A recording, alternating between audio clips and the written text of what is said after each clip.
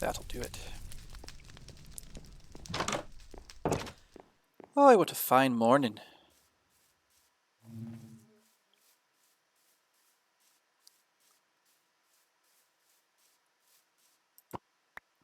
I intend to enjoy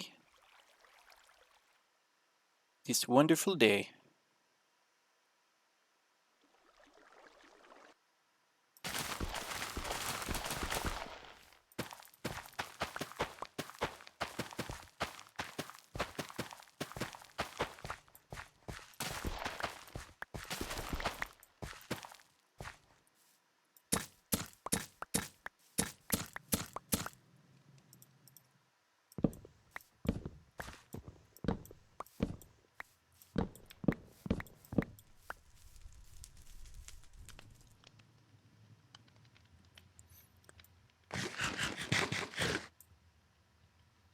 Oh, if that isn't beautiful, I don't know what is.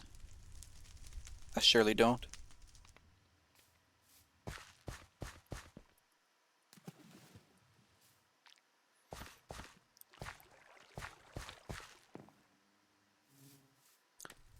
What do you think, Bee? Do you think that honey's too far out of reach? I think so too.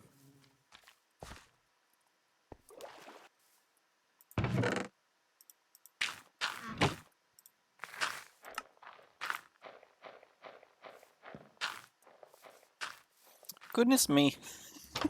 I don't know why I do this to myself. Alright. Come on and get your breakfast. There we go.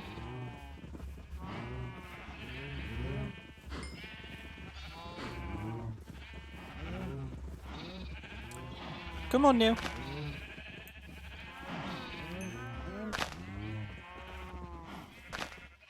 Well, it is my favorite block in the game.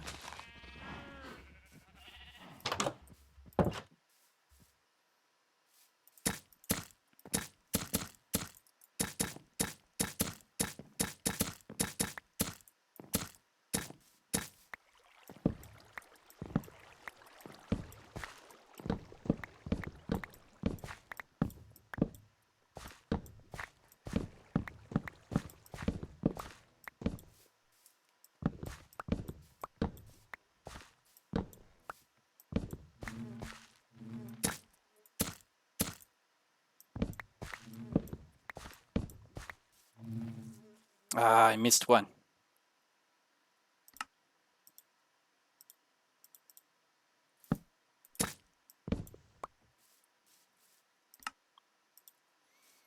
There we are.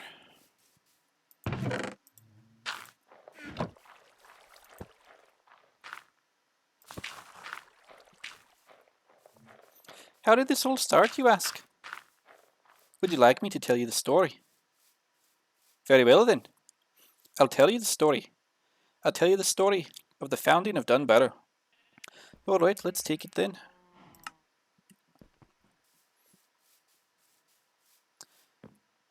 It's getting dark. Let's go somewhere safe. We can sit down and have a nice chat. Aye. That's my beautiful valley. I don't know what could bring more joy to a man's heart. Other than a certain dark-haired lass, of course.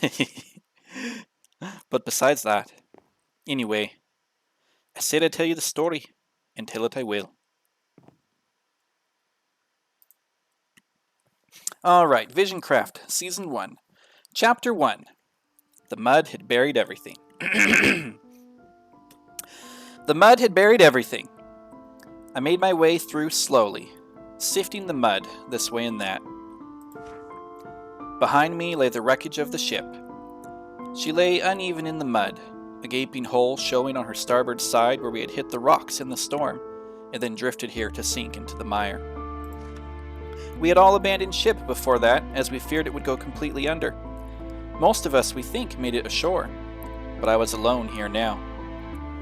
Behind me lay the wreckage of the ship, and somewhere in front of me, somewhere in this forsaken bog, was all I had ever been able to save.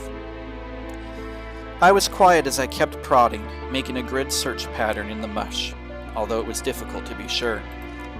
My way took me this way and that somewhat as I stepped out of the mud onto little strips of land, spots of shallow earth just a few inches above water level, and sometimes submerged with tall grass, sticky weeds, and draggletails growing in the briny water. I would step up and step down again into the mud, sometimes the depth of the bog just enough to cover the top of my boot, and sometimes I was surprised to sink all the way down to my chest in the water. If I kept this up much longer, I thought, I was likely to come upon a poisonous snake or deadly quicksand. My back ached from looking stooped over for so long. The sun was hot and the insects pestilent, but I had fortuned upon a very effective defense against them in having all of my exposed skin completely caked in mud. Once it had dried, it also provided a very effective form of protection from the sun. I was exhausted, however. I worked my tongue around my mouth in trepidation. It was dry and puffy. I had also not had a drink of water in 2 days. Outwardly, I appeared to be methodic and steady in my search, but inside I was becoming frantic, as I was running low on vigor and resources, and still no sign of my fortune that had been lost with the ship, and I only thought might be sunk somewhere in this bog. So occupied was I with my plight that I did not notice I was not alone until I heard the voice. "What do you think, Soba? Be he mad or an idiot?"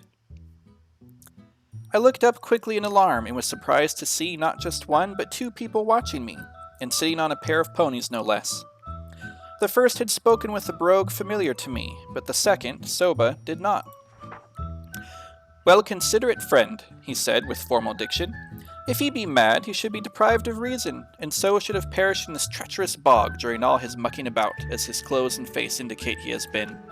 Since he is alive, he must have the sense to avoid some pitfalls and dangerous obstacles. Therefore, he must have some resource of reason.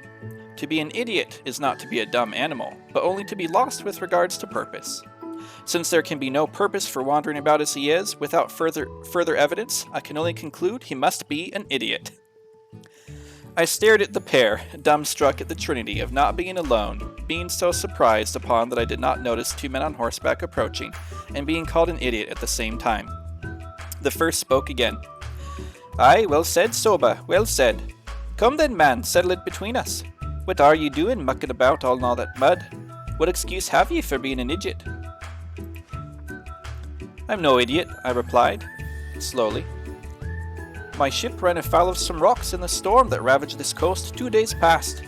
I escaped with the crew, but had a share of some valuables being carried on board. I thought to see if I could find some of it in the wreckage." "Lost all ye had in the world, did ye, lad?" I took a deep breath and slowly exhaled.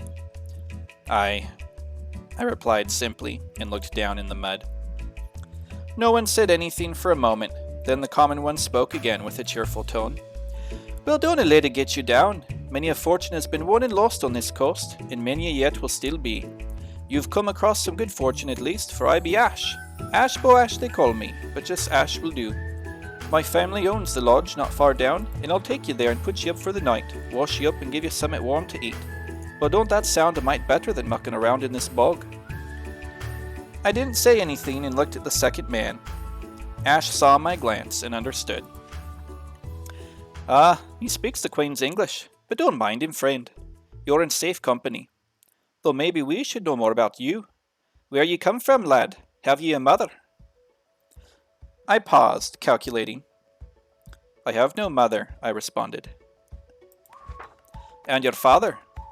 he asked again. "Alive and well. You know what is really bothering me about this? I'm giving Ash and myself the same voice." This is driving me crazy. I did not think about what to do about that. Oh gee, I lost my place. Where did I go?